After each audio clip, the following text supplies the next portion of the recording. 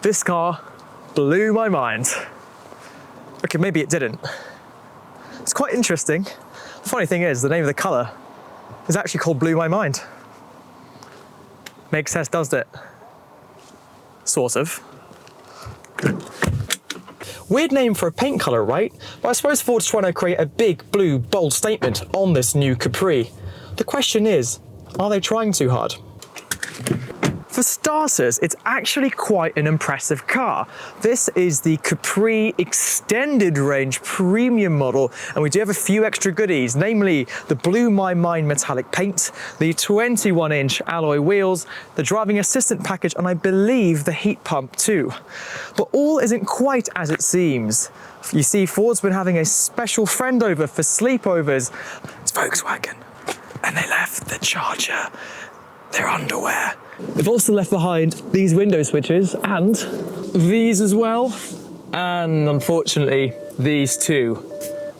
Why are you beeping at me? Ugh.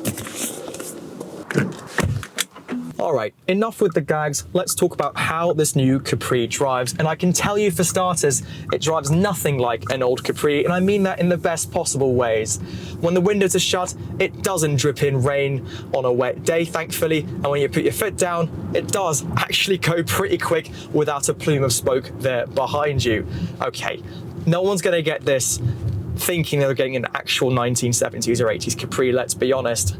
But the thing that I'm really impressed with is just how hushed this cabin is. Doing 70 miles an hour on like the worst motorways we have here in the UK, the concrete sections on the M25 especially, this is just really quiet in comparison to other cars I've driven. The power is definitely there on this long range single motor. I'd say there's no need to get that dual motor version. And the other thing is it drives really well. Fords typically drive really well anyway, right? You chuck them into a corner and they handle exceptionally well in comparison to their competitors. And I find that this Capri, despite just how heavy it is, ticks that box really, really well. The range, not bad actually. Going up and down to Manchester, I traveled 700 miles in the last week alone.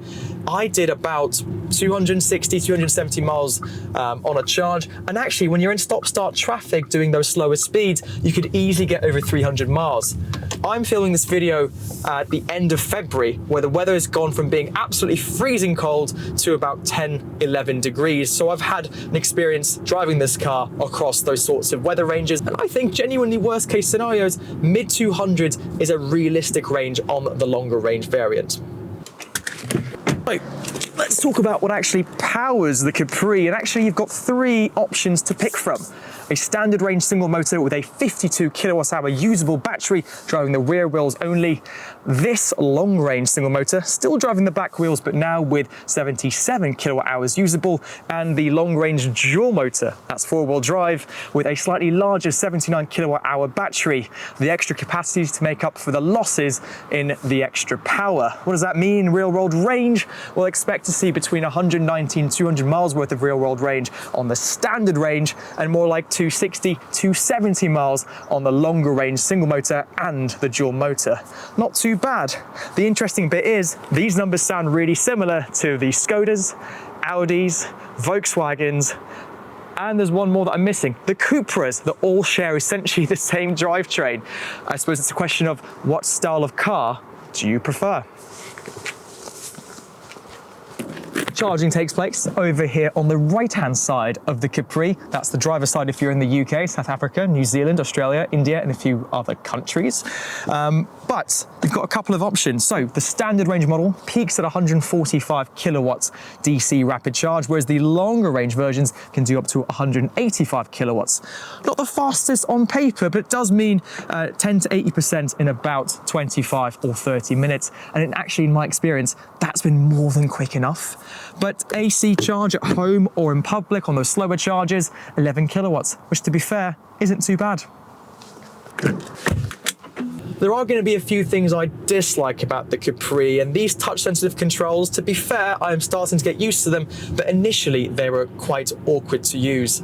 The Ford infotainment system isn't bad as a whole, but I have been relying on Apple CarPlay because quite frankly the graphics on the navigation system and its overall usability is just a little clunky, and it's not what I expect from a car made in 2025. My current car is a Polestar 2 that I've had since 2021, and I've got to say the infotainment system in that is just miles better. But again, you're not going to be using the infotainment system all the time. You're just going to rely on Apple CarPlay or Android Auto instead. On the plus side, check out all the space we get back here. This glass roof really does flood the interior with a whole ton of light, and for those backseat passengers, of course they'll have cup holders to keep their drinks in place, 2 USB-C points to make sure they're charged up the entire road trip, and a handy ski pass-through for those longer skis.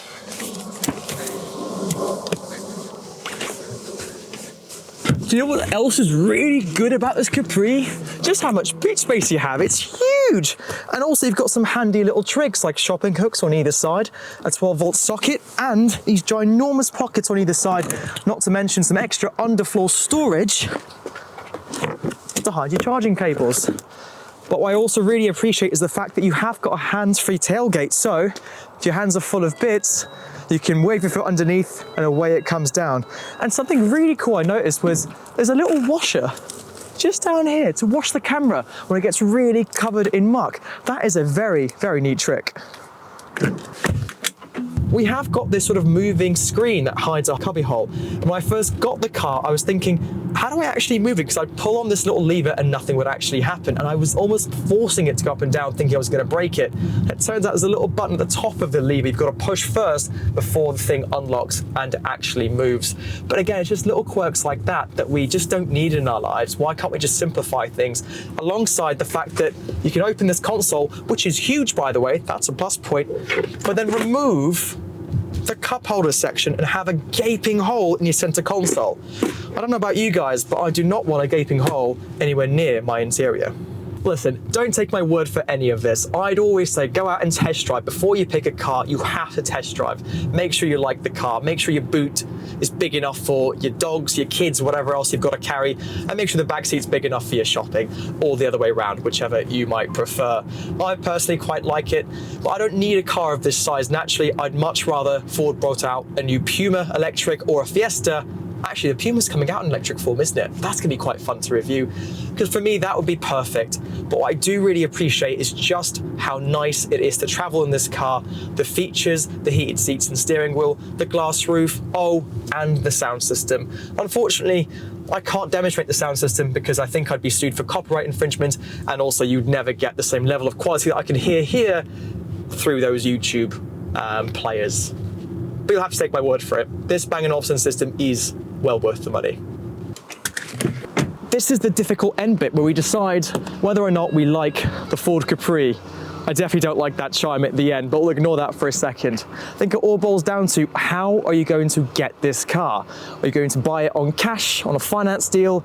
Are you lucky enough to own your own business and save a whole bunch of capital allowances on this? Or join on a salary sacrifice scheme and save a whole bunch of income tax and national insurance? Of course, those two at the end are going to be the cheapest ways by far of enjoying this pretty awesome machine. But if you are going to buy it on a PCP agreement or a finance agreement, or actually just in cash, £56,000 is a lot of money, isn't it? It's also then a question of which of the badges, which of the suits do you prefer? The Skoda, the Volkswagen, the Audi, the Cupra, or the Ford? And let's be honest, Ford people, you love Fords and you are loyal to Ford. It's the blue oval for the rest of your lives. And if that's you, this is a great car.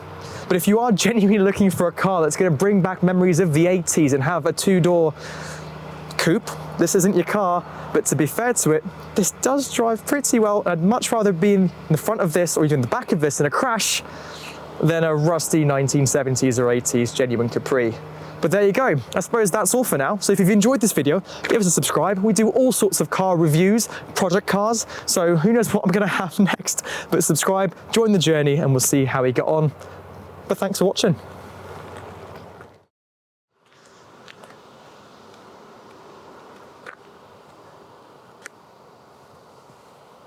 Someone in that car is genuinely like watching. That's the bit that's going to put me off. I can't really be.